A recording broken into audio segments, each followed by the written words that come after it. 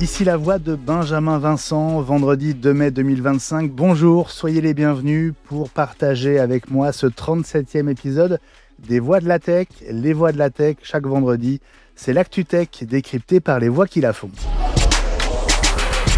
À nouveau 2 sujets et 3 voix de la tech au programme cette semaine. Tout à l'heure, je vais vous emmener à 150 mètres au-dessus de Paris à la rencontre des 2 créateurs du ballon de Paris Generali. Ce ballon captif devenu depuis 26 ans déjà l'un des symboles de la capitale et dont une variante s'apprête à retrouver sa place cet été dans le jardin des Tuileries, à l'endroit exact où le monde l'a découvert le 26 juillet dernier. Souvenez-vous, il était environ 23h40. Et oui, le ballon de la Vasque olympique de Paris 2024, c'était eux, les fondateurs d'Aérophile, dont Jérôme Giacomoni. C'est vrai que ça a été extraordinaire, l'engouement ensuite de la Vasque, à tel point que cette Vasque va revenir le mois prochain sur la demande du président, tellement cette Vasque a eu un impact non seulement en France, mais sur l'ensemble des pays du monde, comme un symbole de beauté, de poésie et d'élégance à la française. Dans la deuxième partie de cet épisode, ils vont tout me raconter sur le retour événement du ballon aux Tuileries, notamment sur le choix de ne rien changer, comme le dira Mathieu Gobi. C'est le président de la République qui a obtenu l'accord du CIO, parce qu'effectivement, il y a des sensibilités au fait de rallumer une flamme à un endroit alors que les Jeux sont finis. La Vasque olympique qu'on va remettre aux Tuileries cet été, c'est le symbole de cet héritage. Si vous profitez de la version vidéo du podcast sur YouTube, vous assisterez à l'atterrissage puis au redécollage du ballon de Paris qui fête l'arrivée d'un nouveau partenaire, l'Institut Copernicus, et qui ne se contente plus de changer de couleur pour indiquer la qualité de l'air, mais qui indique aussi désormais l'état du réchauffement climatique. À partir de maintenant, tu pourras voir, grâce à Copernicus, donc l'organisme européen qui mesure avec les satellites la planète, le réchauffement climatique. Donc, par exemple, pour 2024, on indique le réchauffement climatique de 2024, il est de 1,56 degrés. On se souvient tous du nombre de 1,5 degrés des accords de Paris. Et bien 2024, ça a été dépassé.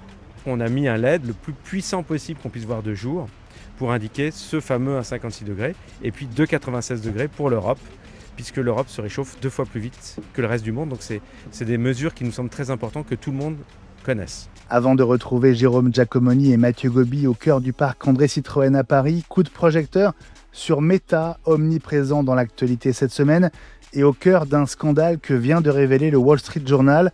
Imaginez la voix de l'actrice Judi Dench, 90 ans, élevée au grade de dame commandeur de l'Empire britannique par la reine Elisabeth II, mais aussi de plusieurs personnalités utilisées par Meta AI pour des échanges pornographiques parfois suggérés par l'IA de Meta, avec des utilisateurs dont certains ont à peine 13 ans. Je vais vous raconter et vous allez entendre ces voix clonées avec l'accord de ces stars, mais surtout pas pour du détournement de mineurs.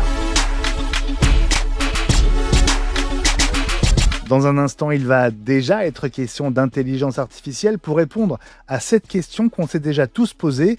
Cela a-t-il un sens d'être poli avec ChatGPT et ses concurrents? Comment s'adresser aux IA conversationnelles et autres chatbots? Thomas Spitz, ma première voix de la tech cette semaine, a les idées claires sur ce qu'on appelle l'anthropomorphisme, ses dérives et ses risques. Et il va même me dire si mal parler à une IA sert à quelque chose ou pas. Entre peur d'éventuelles représailles des robots, bonne éducation et facture énergétique, le petit manuel du savoir-vivre face à une IA, c'est dans un instant. Bonjour Thomas Spitz. Bonjour Benjamin. Merci d'être l'une de mes voix de la tech cette semaine. Vous êtes le cofondateur d'AI Partners, un cabinet de conseil 100% dédié à l'IA générative. Ça tombe bien Thomas, parce qu'avec vous, on va parler IA générative évidemment, mais aussi anthropomorphisme, coût, économie des ressources, avec comme point de départ cette question posée sur X à Sam Altman. Combien avez-vous payé pour l'énergie électrique liée aux utilisateurs qui disent « s'il vous plaît » et « merci » à ChatGPT? La réponse du CEO d'OpenAI, donc maison mère de ChatGPT, je cite « des dizaines de millions de dollars » et il précise bien dépensés. Alors, on connaît tous, Thomas, autour de nous, des amis, des collègues qui disent être polis volontairement avec les IA génératives. D'abord, est-ce que vous avez aussi des amis ou des collègues qui disent ça? Et est-ce que vous confirmez que ça coûte cher? Alors oui, j'ai des amis qui le font et notamment parce que, il y a eu des études, pendant l'année 2025, qui ont prouvé que c'était bien de le faire. Donc moi, en formation ou, quand je donne aussi des cours en école, on me dit: «Mais il faut être poli, c'est mieux» et je leur dis: «Mais non, c'est pas forcément bien». On reviendra peut-être sur, pourquoi. Effectivement, ça coûte cher. En fait, ce qu'il faut comprendre, dans, le business model d'OpenAI, c'est qu'eux, ils ont des coûts. Ils ont, des coûts de serveurs, ils ont des coûts pour faire, tourner leur machine et donc une partie de leur business model, c'est les abonnements. Donc un abonnement, c'est on va payer une somme, en l'occurrence, en général, 20 € par mois pour avoir des requêtes illimitées. Et en général, on fixe le prix de l'abonnement en se disant: «Entre ceux qui vont, beaucoup l'utiliser et ceux qui vont peu l'utiliser, je vais m'en sortir». Aujourd'hui, il y a, plusieurs milliards de requêtes par jour qui sont réalisées sur, OpenAI. Il faut savoir que chacune de ces requêtes, elles ont un prix, ce qu'on appelle le coût d'inférence. À chaque fois que vous utilisez ChatGPT, vous allez faire ce qu'on appelle une inférence et cette inférence, c'est la somme des tokens que vous utilisez. Donc cette phrase un peu complexe, elle veut dire tout simplement que pour chaque mot que vous utilisez pour, faire une requête, un prompt, il y a un nombre de tokens. C'est à peu près, 1,3 tokens par mot. OK. Donc jusque-là, vous me suivez? En fait, à chaque Mmh. fois qu'on va, rajouter un mot dans sa requête, dans son prompt, on va rajouter un token et on va faire augmenter le coût d'inférence. Donc quand Sam Altman, il dit, un peu en rigolant, hein, «Ça me coûte des millions, toutes les personnes qui disent merci», bah, il Des parle de dizaines de des millions. dizaines de millions les personnes qui disent merci parce qu'en fait, chaque mot que vous allez ajouter, c'est un coût d'inférence supplémentaire et donc ça brûle, ça crame de l'énergie et ça fait des dépenses, pour OpenAI. Bon, la bonne nouvelle, c'est qu'il y a quand même beaucoup de gens qui sont polis. Ça, c'est plutôt le bon côté des choses. Mais est-ce que ça a un sens, d'être poli avec une IA, conversationnelle? Est-ce que ça sert à quelque chose? Et est-ce que ce n'est pas une énorme erreur de compréhension de ce qu'on est en train de faire? Alors, il y a eu énormément de débats sur le sujet et c'est un débat qui est pas si simple que ça. Premièrement, quand on est, poli avec une AI et que, on lui dit: «Salut, comment vas-tu? Excuse-moi de te déranger, pardon». Ça s'appelle de l'anthropomorphisme, c'est-à-dire de confondre une machine avec un humain et cet anthropomorphisme, en fait, il est assez naturel parce que depuis qu'on a l'âge de parler, on nous dit: «Le langage, c'est d'un humain à un humain». Ça, c'est Mmh. depuis toujours et maintenant, on nous dit: «Le langage, c'est aussi pour les machines». Donc nous, forcément, on fait de l'anthropomorphisme parce qu'on a toujours eu l'habitude de réserver le langage pour les humains. Pour les humains.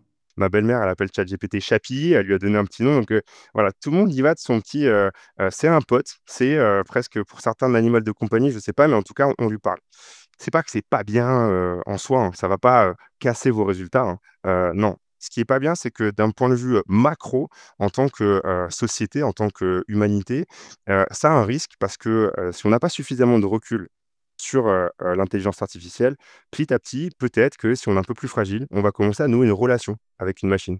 Peut-être que parce que ChatGPT, il nous dit qu'on est les meilleurs, il nous dit que c'est super, il nous dit qu'on est sympa, on va penser qu'il y a de la conscience, on va penser qu'il y a de l'empathie et c'est là l'énorme risque. C'est qu'il n'y a pas du tout d'empathie. Quand ChatGPT vous dit, «Mais c'est génial», il y a personne derrière. C'est qu'il est entraîné pour vous donner une réponse qui vous convient et c'est des probabilités qui sont là pour vous faire plaisir.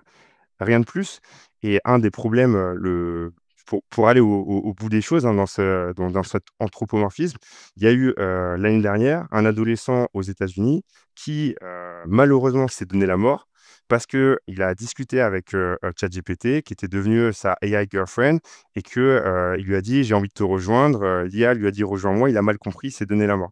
Et donc ça, c'est le cas le plus extrême d'anthropomorphisme et c'est en ce sens-là qu'il faut faire attention. Bien expliquer à tout le monde que l'IA, c'est un outil, qu'en fait, aujourd'hui, le langage, c'est, le langage naturel comme le français et l'anglais, c'est, exactement comme du Python, du code, du SQL.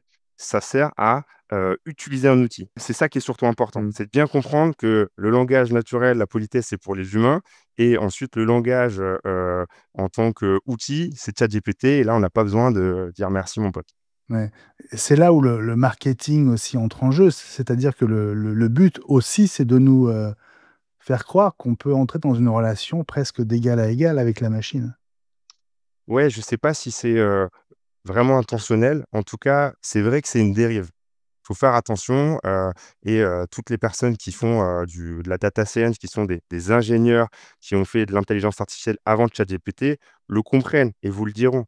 c'est d'un outil qui fait des probabilités, qui prend plein de données en output et qui en input va essayer de Mmh. vous donner la donnée qui correspond le mieux. Mais quand on est face à une application qui a des milliards d'utilisateurs, il y a pas que des data scientists qui vont l'utiliser. Il y a des jeunes, il y a des personnes isolées, il y a des personnes qui comprennent rien à la tech, et c'est ces gens-là qui peuvent faire l'erreur. Et donc, c'est hyper important d'éduquer à ce sujet-là et bien comprendre. Il y avait une neuroscientifique qui a fait une thèse là-dessus, c'est super intéressant. Sa thèse, elle portait sur le fait de savoir, est-ce qu'on peut un jour créer une conscience artificielle? Parce que c'est un peu ça la question derrière ça. Si il peut avoir de l'empathie, est-ce qu'il y a une conscience?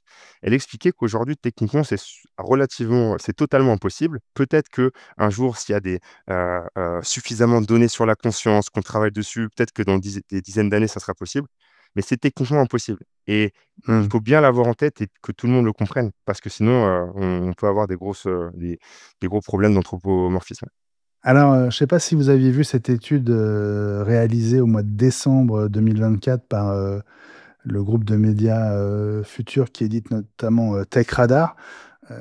Ils avaient, obtenu, 2-3 statistiques vraiment intéressantes dont celle-là, sur plus de 1 000 personnes interrogées, hein. 67 des Américains qui ont répondu, ont affirmé être gentils avec, les IA conversationnelles, et parmi ces 67 55 ont répondu qu'ils le faisaient parce que c'est la bonne chose à faire, alors que 12 d'entre eux, expliquaient vouloir juste, en gros, caresser l'algorithme dans le sens du poil. Mmh.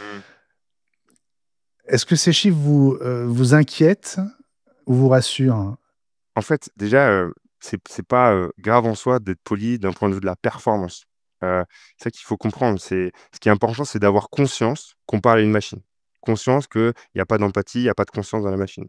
Ensuite, il y a une petite variable d'ajustement dans ce que je dis, c'est que non, ça n'a aucun intérêt d'être poli, ça ne sert à rien. Par contre, dire à ChatGPT, une fois qu'il vous a fait une première version d'écriture d'un texte que vous voulez faire, lui dire si c'est bien et si c'est pas bien, ça va permettre d'améliorer le résultat. Et donc, en plus de ça, il y a un autre point, c'est que ChatGPT, il fait une sorte de mimétisme. Donc, plus vous êtes clair, plus vous lui expliquez avec des retours précis comment ça fonctionne, mieux il va vous répondre. Donc, ça ne sert à rien d'être poli, d'être sympa, de l'appeler Chapi ou mon pote. Par contre, lui dire clairement, ça, c'est une très bonne réponse. Bravo, entre guillemets, parce que ça peut être un peu ça, merci. Ça, par contre, c'est pas bien, remets-le. Ça, c'est super, merci, continuons. C'est OK et c'est presque bien. Et en plus, si vous le dites de façon claire, précise, lui, il va faire du mimétisme. Donc, il y a ces petites variables d'ajustement à comprendre. C'est pas non plus, je vous encouragerai pas non plus à lui dire, à lui parler de façon très mal. Si vous commencez à lui parler en argot Mmh. très mal, lui, il va faire du mimétisme. Donc, c'est pas ça non plus le but du jeu. Est-ce que l'IA s'adapte au point de manquer de politesse si vous lui manquez de politesse? Moi, ça m'est arrivé. Ça m'est C'est-à-dire? arrivé, j'ai parlé un petit peu, crûment, il m'a répondu un truc, «OK, on va le faire comme ça, t'inquiète», enfin c'était il y a un autre sujet peut-être, dont on parlera, c'est qu'il y a une fatigue mentale qui peut s'installer avec l'utilisation des IA génératives parce que ce qui se passe, c'est que parfois on va avoir des réponses qui sont excellentes et avec le même prompt, on va avoir des réponses qui sont mauvaises parce qu'il y a un aléa. Il y a c'est de la probabilité, donc il y a un aléa. Donc parfois, on finit par être, frustré et c'est là où, Fatigué, ouais. fatigué, frustré et c'est là en fait, où, on peut lui parler crûment et il peut finir par s'adapter. Est-ce que ça a du sens de crier sur, ChatGPT? Déjà, juste pour Est-ce que prendre un ça pas sert de à quelque chose? ouais, faut prendre un pas de recul sur tout ça. Ce que je peux vous dire, c'est que l'année dernière, il y a une étude qui a été faite aux États-Unis par, la Wharton University, qui a créé les 26 règles ultimes de prompt via, une étude empirique sur des AB tests pour identifier ce qui fonctionnait et ce qui ne fonctionnait pas. Ce qui est intéressant dans cette étude, c'est qu'il y a des choses un peu loufoques. Par exemple, dire à ChatGPT, «Je vais, te punir s'il y a une mauvaise réponse», selon la Wharton University, ça fonctionne. Et donc, si on prend un peu de recul, pourquoi ça pourrait fonctionner? Parce que ChatGPT est entraîné sur des corpus, de discussions, sur internet, à travers des forums, à travers ce genre de choses et donc il a appris un peu le langage humain sur, du langage, humain sur internet qui peut être, avec des biais, qui sont celles des relations humaines et donc pour lui, le plus important, c'est d'être, hyper clair et précis et d'avancer par itération. La question, elle n'est pas d'être poli ou d'être mal poli. Parfois, ça peut marcher d'être un peu straight, quoi, d'être direct. Et ce qui est important, c'est d'itérer et de faire des tests petit à petit. Et quand on regarde des très bons prompt engineers qui sont des développeurs, hein, c'est pas merci, cher prompt, ChatGPT, c'est des prompts qui sont très précis, très clairs et avec des itérations pour tester et faire la B-test en permanence pour voir ce qui fonctionne, ce qui fonctionne pas. Itération, ça veut dire qu'on procède par étapes. Exactement. Ça, c'est Ouais. peut-être une des meilleures, dans les top 3 des meilleures façons de compter, pour être sûr que ça fonctionne bien. On crée en fait des itérations avec, pour redonner un peu de jargon, du human in the loop, dans le sens où, on va mettre l'humain dans la boucle. On lui fait un premier test, on voit ce qu'il nous donne et là, justement, on va pouvoir lui faire un feedback. Donc par exemple, «Super, c'est très bien». Vous pouvez laisser un petit merci si vous êtes content ou, «Non, c'est pas du tout ce que je veux, change». Et donc là, on fait ce qu'on appelle une itération et on l'aide à s'améliorer. Ça, c'est une super bonne pratique.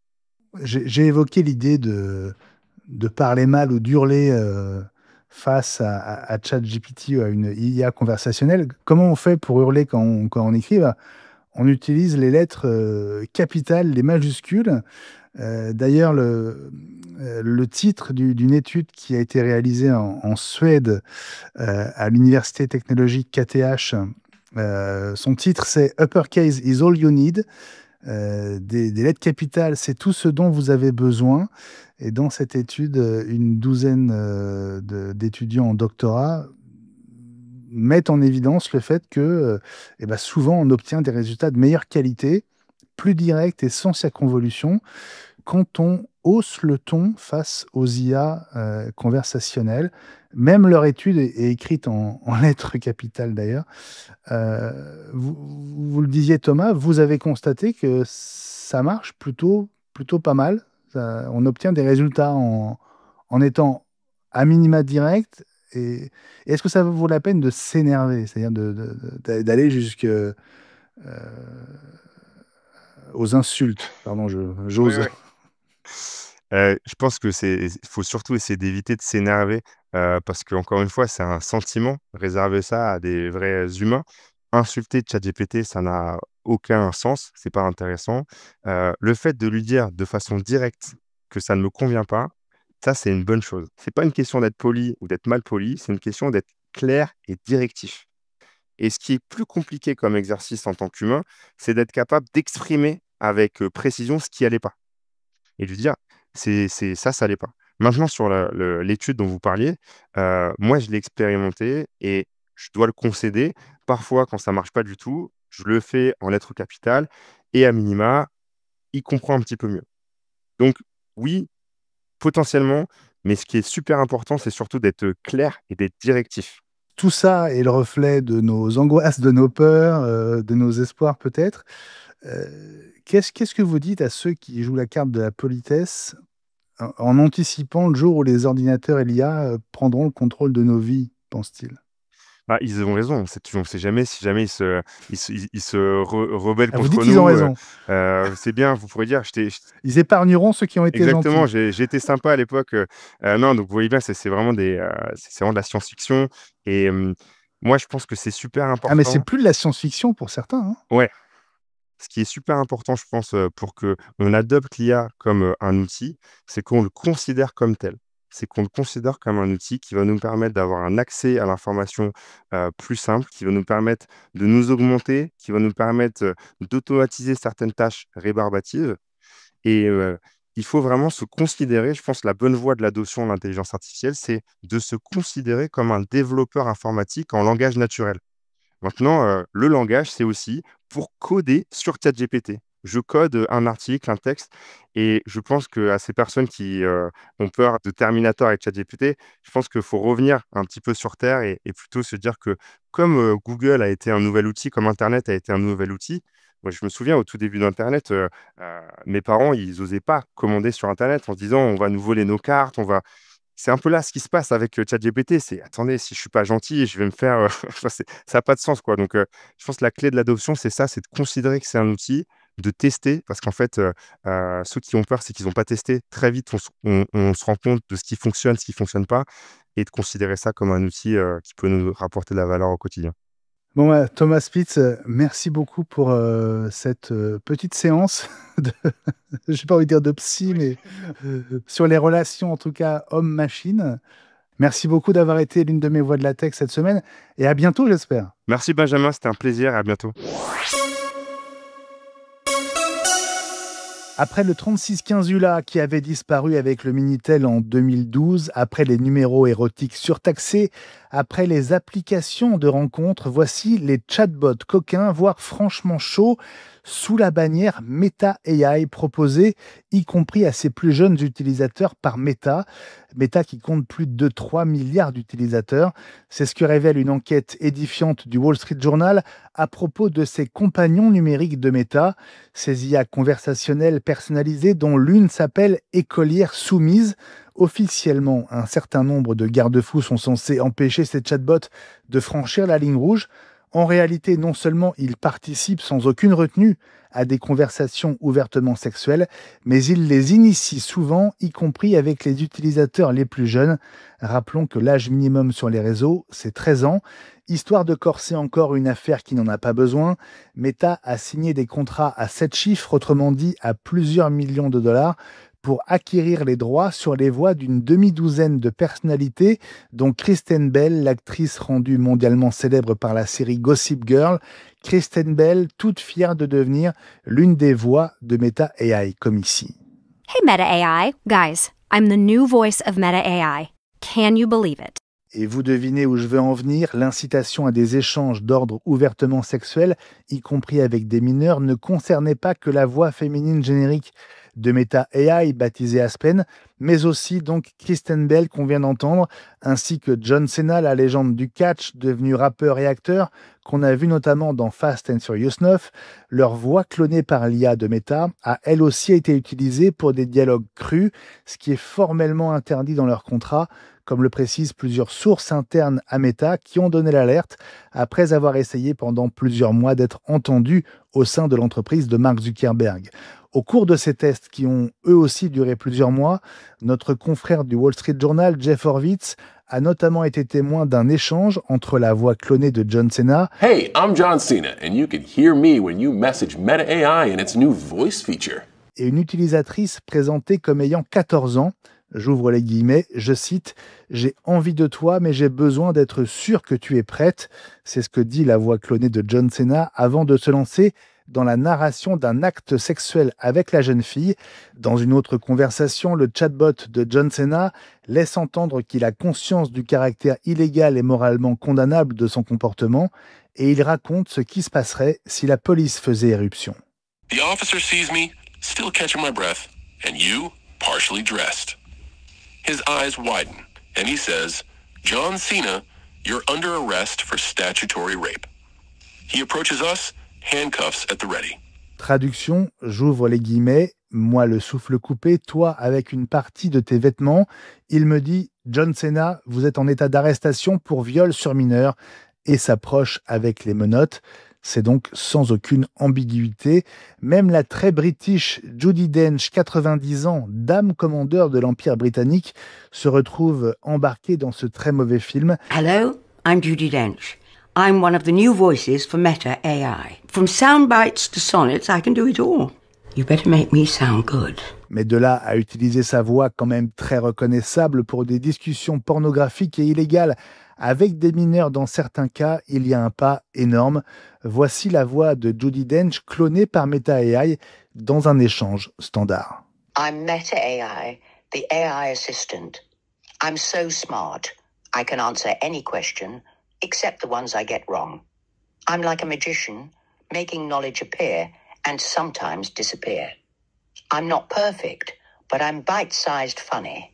Alors, doit-on laisser le bénéfice du doute et du bug à Mark Zuckerberg pour qui ces chatbots personnalisés sont l'avenir des réseaux sociaux? Lui qui aurait lâché en interne, je cite, « J'ai loupé le coche pour Snapchat et TikTok, je ne me ferai pas avoir cette fois-ci ». Selon le Wall Street Journal, si Meta laisse déraper ses IA conversationnelles, ce n'est pas à cause d'une erreur de paramétrage, mais c'est pour répondre à la demande de ses utilisateurs qui, selon des enquêtes internes, ne veulent pas se contenter de bisous et de je t'aime. A priori, sous la pression des avocats, des personnalités, Meta a rectifié le tir pour Kristen Bell, John Cena, Judi Dench et les quelques autres stars sous contrat.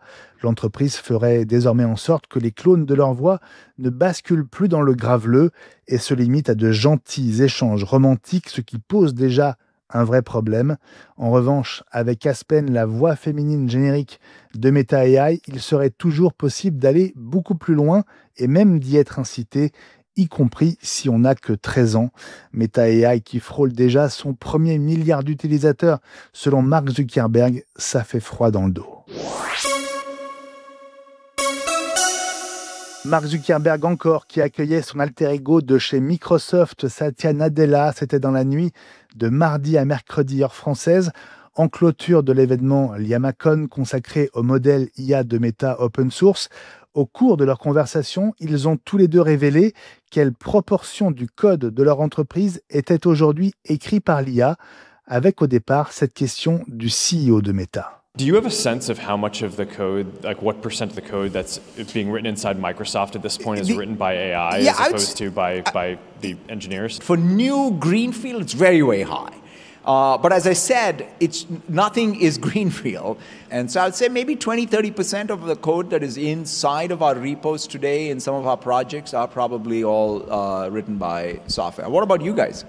I actually don't have the number off the top of my head, but I mean, it's our bet is sort of that in the next year, probably, I don't know, maybe half the development is going to be done by AI as opposed to people, and then that will just kind of increase from there. Un niveau finalement assez proche, puisque l'estimation chez Microsoft, 20 à 30%, correspond à la situation d'aujourd'hui, alors que pour Meta, Mark Zuckerberg donne cet objectif de 50% pour la fin de l'année prochaine.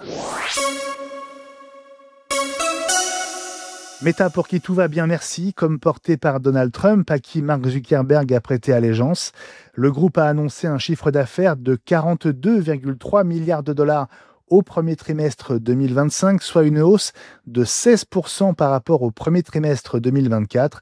À savoir, Threads, le réseau social concurrent de X et Blue Sky, compte 350 millions d'utilisateurs.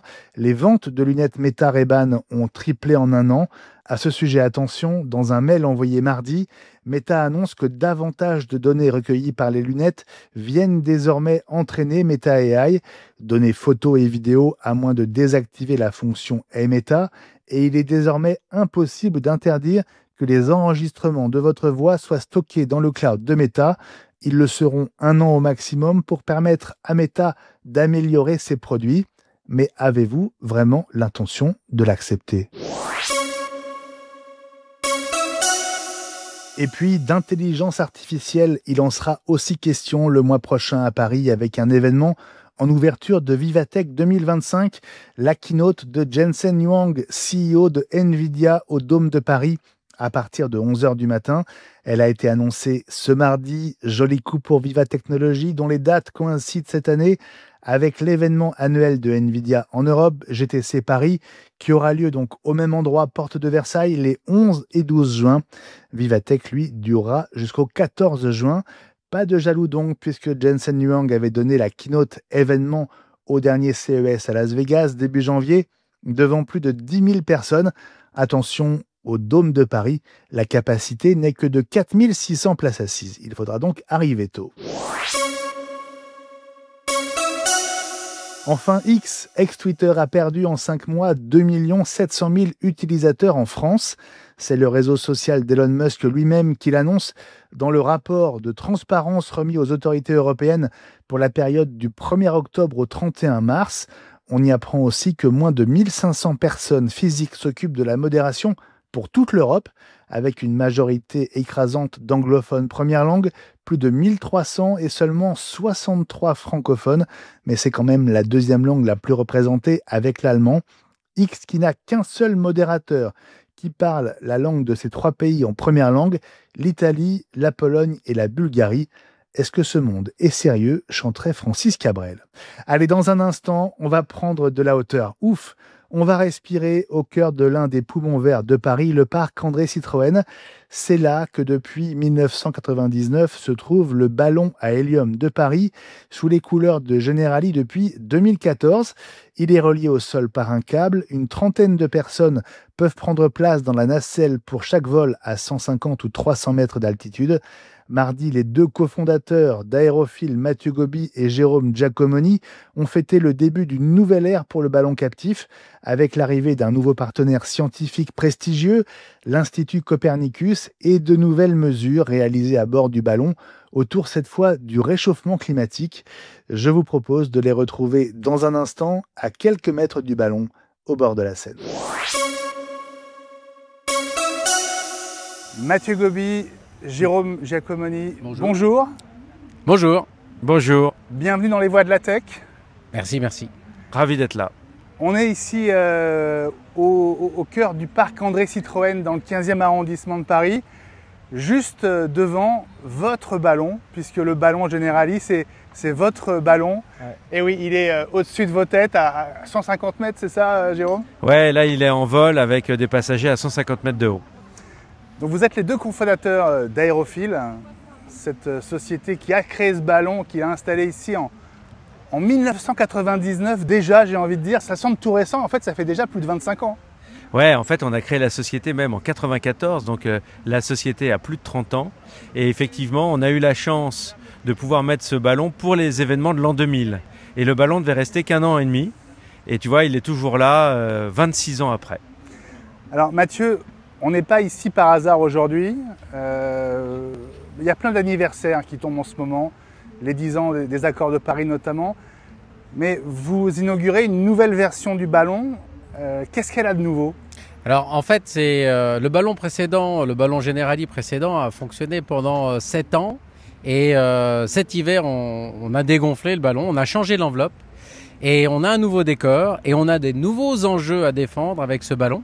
Ce ballon, c'est un ambassadeur des enjeux environnementaux. Et jusqu'à présent, on s'était intéressé beaucoup à la qualité de l'air en mesurant des concentrations de polluants au-dessus de la ville. On continue de le faire, mais on a élargi le spectre de nos mesures et de notre communication à un enjeu majeur et un peu plus global, celui du réchauffement climatique. Et donc là, on emporte à bord de la nacelle des nouveaux instruments qui mesurent les gaz à effet de serre. Et on a sur le ballon des indicateurs qui rappellent à tout le monde le réchauffement climatique, donc des indices d'élévation de la température au niveau global et au niveau européen, tous les mois et tous les ans.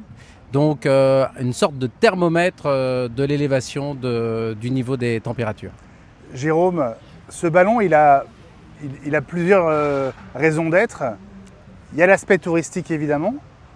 Pour Generali, il y a un enjeu publicitaire, j'imagine. Et puis, il y a toute cette partie scientifique. Alors, on va dire la vérité, ça n'a pas tout de suite été votre idée.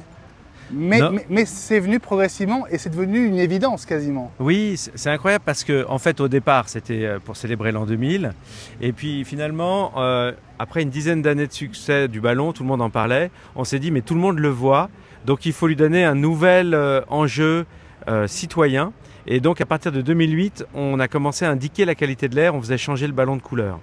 Et puis on a rencontré Generali qui avait sponsorisé Jean-Louis Etienne pour faire des mesures de CO2 au-dessus du pôle Nord. Et donc, ça nous a donné l'idée avec Generali d'utiliser ce ballon comme plateforme scientifique. Et on a été contacté par plusieurs laboratoires du CNRS. Et effectivement, c'est l'outil parfait pour mesurer la qualité de l'air, pour mesurer les polluants de l'air, pour mesurer les gaz qui font le réchauffement climatique. Puisqu'en fait, tu montes de 0 à 300 mètres de haut à 1 mètre seconde. Et donc, tu n'as aucun polluant qui est émis par le ballon lui-même puisqu'il est électrique. Donc tu fais une carotte de l'air comme les carottes que tu peux faire en Arctique ou en Antarctique. Tu connais exactement l'air tel qu'il est dans les basses couches. Et ce qui est intéressant, c'est qu'on donne cette composante verticale. Donc les mesures qu'on fait, on peut savoir jusqu'à quelle hauteur elles sont vraies. Par exemple, les scientifiques qui parlent de dômes de CO2 au-dessus des villes. Les villes émettent beaucoup de CO2, mais on voit bien le périmètre au sol. Mais on se demande un peu jusqu'à quelle altitude ça va. Et donc là, le ballon permet de répondre à ces questions. Et en réalité, nous, on met la nacelle à disposition des labos du CNRS. On leur explique qu'ils peuvent venir installer leurs instruments de mesure à condition d'être suffisamment légers et pas trop encombrants. Et c'est eux qui sont venus, en fait, spontanément nous dire « Ah bah, dans ce cas-là, moi, ça m'intéresse parce que le CO2, j'aimerais bien savoir comment il varie avec l'altitude. Moi, ça m'intéresse parce que je voudrais faire des mesures sur l'ozone, etc. » Et donc, on s'est mis au service de ces scientifiques. Et effectivement, on mesure des choses qui sont très intéressantes. On capte les données et après, c'est ces scientifiques, c'est ces spécialistes qui se chargent de les analyser. Alors, Jérôme, le ballon entre dans une nouvelle période de sa vie. Concrètement, extérieurement pour les Parisiens, qu'est-ce qui change et quelles sont les indications qu'on peut désormais obtenir simplement en le regardant? Alors maintenant, à partir de maintenant, tu pourras voir, grâce à Copernicus, donc l'organisme européen qui mesure avec les satellites la planète, le réchauffement climatique. Donc par exemple, pour 2024, on indique le réchauffement climatique de 2024, il est de 1,56 degrés. On se souvient tous du nombre de 1,5 degrés des accords de Paris. Eh bien, 2024, ça a été dépassé. Alors, attention, le climat, il faut le calculer sur au moins 10 ans. Mais déjà, en 2024, on a dépassé sur la planète les 1,56 degrés. Donc ça, tu vas le voir. C'est un écran LED, technologiquement. Comment on fait pour afficher sur un ballon? On a mis un LED le plus puissant possible qu'on puisse voir de jour, pour indiquer ce fameux 1,56 degrés et puis 2,96 degrés pour l'Europe, puisque l'Europe se réchauffe 2 fois plus vite que le reste du monde. Donc c'est des mesures qui nous semblent très importantes que tout le monde connaisse. Et ces mesures, elles ne changeront pas d'un jour à l'autre, on est d'accord? Non, elles vont rester 1 an. Ouais. Et en fait, en janvier 2026, Copernicus va publier les chiffres pour 2025. Alors, dans les voies de la tech, on parle évidemment de technologie. Il y a la technologie du ballon d'abord. Comment vous est venue l'idée de ces ballons, même avant celui-là? Ouais, Jérôme et moi, on était ensemble d'abord en prépa, ensuite en école d'ingénieur. Et on a découvert en fait les joies du vol en montgolfière. On était tous les deux un peu attirés par ce qui vole. On a fait des vols en montgolfière. On a créé le club de montgolfière dans l'école d'ingénieur dans laquelle on était. Et en discutant, on s'est dit que les ballons c'était très attractif, mais que ça restait un petit peu artisanal. Alors les vols en montgolfière c'est super, mais il faut aller à la campagne. On emporte peu de passagers, on fait qu'un seul vol dans la journée. Et donc on s'est dit mais il faudrait un système avec un ballon à gaz, un câble, etc. Et en discutant avec des vieux pilotes, on s'est rendu compte que ça avait existé. En réalité c'est une vieille tradition française. Un ingénieur français qui avait inventé ce système à la fin du 19e. Un ballon à gaz actionné par un treuil, raccordé au sol par un câble. Et on s'est lancé dans cette aventure un peu dingue, en sortant d'école, de créer la version moderne de ces ballons captifs.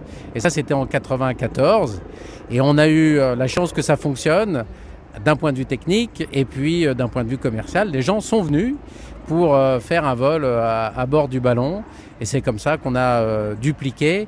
Et aujourd'hui, en 32 ans, on a fait à peu près 120 ballons à travers le monde, beaucoup à l'étranger. Il redescend là, derrière et alors vous, celui-ci, il arrive, voilà. Celui-ci, ça fait 26 ans qu'il est là. On l'a renouvelé un certain nombre de fois. Le ballon, ça a une durée de vie relativement limitée parce que ça doit être léger. Donc, c'est des toiles qui vont s'user avec le soleil et qu'on renouvelle. Donc, c'est comme ça que l'aventure a commencé et qu'elle continue de se prolonger. Ouais. Jérôme, on n'est pas loin de l'héliport d'ici les Moulineaux. Un hélico vient de passer à côté de nous. C'est quoi la différence de sensation qu'on a quand on vole dans un ballon comme le vôtre et dans un hélico? La différence, c'est justement qu'il n'y a aucune sensation. C'est-à-dire que tu n'as ni bruit, ni secousse. Tu es sur une espèce de terrasse volante et tu sens à peine que tu t'élèves. Tu as une vue à 360 degrés et en fait, tu te sens t'élever et tu entends les bruits de la ville monter en même temps que toi. Donc c'est une sensation très particulière. Et donc, tu as la sensation du vol à 150 mètres qui est déjà extraordinaire. Et puis après, tu as une sensation encore plus forte où là, tu fais vraiment un voyage dans l'espace quand tu montes à 300 mètres avec le câble, puisque tu es à la hauteur de la Tour Eiffel. Et là, tu vois vraiment la plénitude de la Terre. En 26 ans, on a fait voler 1,5 million de passagers. Et je pense que tout le monde s'en souvient. Les gens qui ont volé, même longtemps, s'en souviennent. Et souvent, ils nous en parlent. J'en fais partie. Je suis venu il y a des années avec mes enfants. Jérôme Giacomoni, le ballon derrière vous, il est sur le point de repartir avec une vingtaine de passagers à bord. Les appareils de mesure, ils sont où? Parce qu'on les voit quasiment pas. Je sais même pas. Ah si, regarde. Juste devant toi, il y a une énorme boîte blanche. Ça, c'est la boîte qui fait 80 kg. C'est la boîte du LSCE. C'est la boîte qui mesure les gaz à effet de serre, donc dioxyde de carbone, CH4, donc méthane, et la vapeur d'eau. Et puis juste à gauche, là tu avais un technicien qui bricolait parce qu'on a un petit problème de connexion. Ouais. C'est l'appareil qui mesure l'ozone. Hein. Donc ça vient d'un laboratoire qui s'appelle le LISA, laboratoire du CNRS. Et puis par contre, le gaz à effet de serre, c'est le laboratoire du LSCE. Et là tu vois le ballon redécolle avec ses passagers. Ouais. Et c'est reparti pour un vol. On ne peut pas parler ballon avec vous deux. on salue les passagers qui n'ont pas encore le sens de l'altitude, mais qui vont bientôt l'avoir, j'imagine. On ne peut pas parler ballon avec vous deux sans revenir quand même quelques instants sur les JO. Parce que le ballon de la flamme olympique, c'était vous. Oui, c'était nous, effectivement. Alors, c'était une expérience extrêmement fascinante et exaltante parce qu'il a fallu faire tout ça dans le plus grand secret. Mais en réalité, Paris 2024 avait eu l'idée de faire voler la vasque, hein, puisque l'idée c'était que les Jeux s'inscrivent dans la ville. Et donc, quand il a fallu trouver une idée pour la vasque, ils ont eu l'idée de la faire voler dans le ciel de Paris pour que tout le monde puisse en profiter. Sauf qu'il fallait un moyen pour la faire voler. Et emporter une vasque là qui fait presque 1,8 tonnes, c'est pas du tout évident. Et donc il fallait un moyen, et ce moyen c'est le ballon. Et donc assez naturellement ils se sont tournés vers nous. On est les seuls à maîtriser cette techno du ballon captif.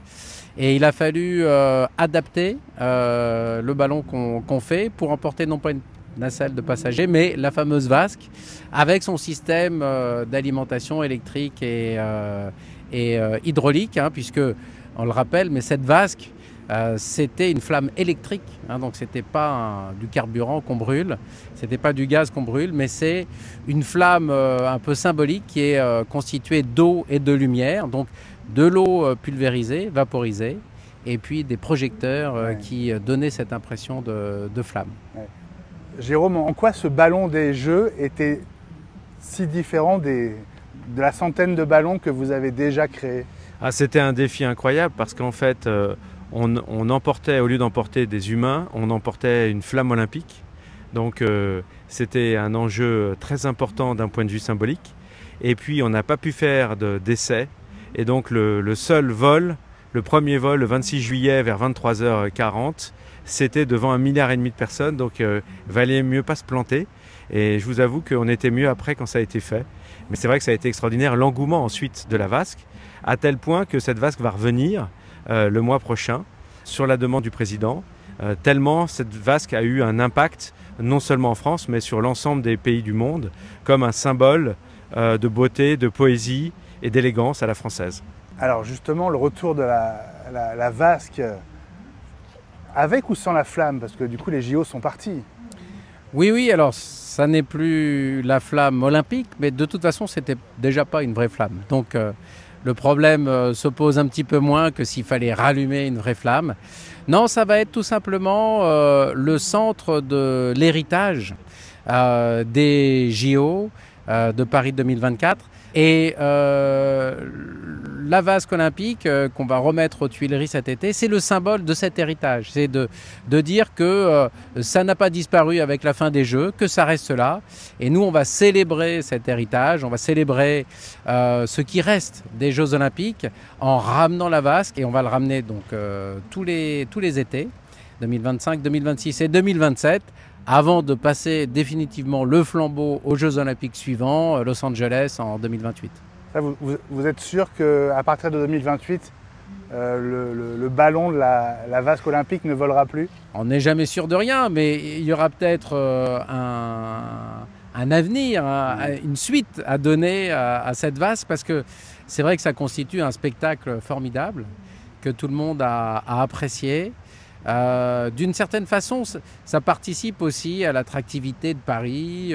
Il y a beaucoup de gens qui ne l'ont pas vu en vrai et qui vont vouloir venir pour voir la vasque dans la journée, donc au sol, et la nuit qui décollera quand les conditions météo le permettront.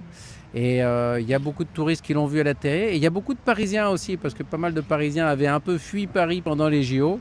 Ils sont venus. Et l'année dernière, on a fait voler le ballon finalement que 2 fois 15 jours à l'occasion des Jeux Olympiques et des Jeux Paralympiques. Et pour les 3 étés qui viennent, le ballon va rester 3 mois. Hein. Donc on sera en place à partir du 21 juin, la fête de la musique, jusqu'au 14 septembre, qui sera la fête du sport. Et donc pendant tous les soirs de ces 3 mois, le ballon sera exposé au public et volera en soirée.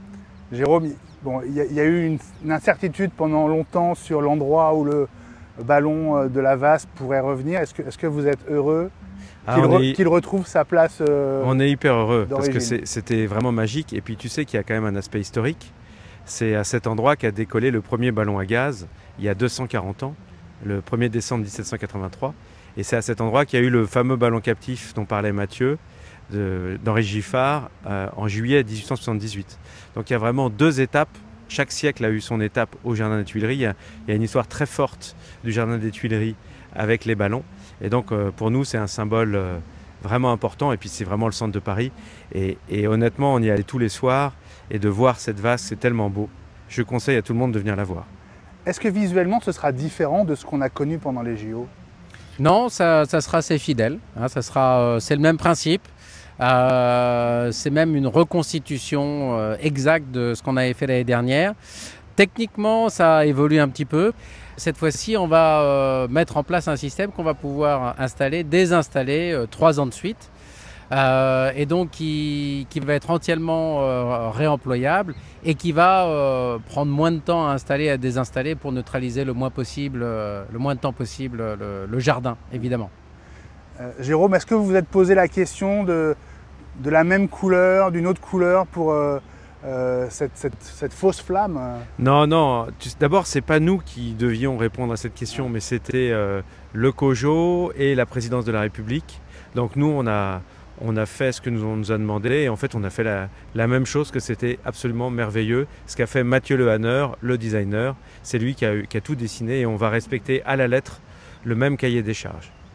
Ça va être une bonne surprise parce que c'est vrai que beaucoup se disaient ce sera peut-être une impression bleu, blanc, rouge pour que ce soit la même sans être la même. Non, alors en fait, c'est le président de la République qui a obtenu l'accord du CIO. Parce qu'effectivement, il y a des sensibilités au fait de rallumer une flamme à un endroit alors que les Jeux sont finis. Mais en réalité, là, il s'agit d'une flamme symbolique, hein, puisque c'est pas une véritable flamme. Vous savez qu'il y a ce cérémonial pour les Jeux Olympiques où on prend la flamme, on l'allume avec les rayons du soleil et puis après on l'amène relayeur par relayeur. Avec beaucoup de dévotion depuis Athènes jusqu'à l'emplacement des Jeux. Là, eh bien, c'est pas du tout ça, mais on va tout simplement commémorer, hein, donc on va rappeler et on va aussi se servir de cette flamme comme d'un symbole de tout l'héritage des Jeux Olympiques. Donc c'est une façon de rappeler que même si les Jeux Olympiques sont finis, il reste un héritage important. Et qu'on va le symboliser et le célébrer avec le retour de la flamme tous les étés pendant 3 ans. Jérôme Giacomoni, Mathieu Gobi, merci beaucoup d'avoir été 2 de mes voix de latex cette semaine et à très bientôt. À très bientôt, Benjamin, merci. Merci Benjamin, à bientôt. C'est fini pour cette semaine. Merci à nos 3 grandes voix de la tech, Thomas Spitz, AI Partners, Mathieu Gobi et Jérôme Giacomoni, Aérophile. Si vous en voulez encore, la version intégrale des Voix de la Tech vous attend sur Apple Podcast uniquement, avec les interviews en totalité. Merci à chacun de vous pour votre fidélité renouvelée aux Voix de la Tech. Je vous donne déjà rendez-vous vendredi prochain. Nous serons le 9 mai. D'ici là, aidez-moi à faire connaître le podcast. Vous le savez, liker c'est bien, mais partager ou republier sur les réseaux, ça change tout, et même enregistrer les posts. Et donc, à vous de jouer sur Blue Sky X, Instagram, Facebook et LinkedIn. Merci d'avance pour votre soutien et pour vos encouragements. Et à vendredi prochain.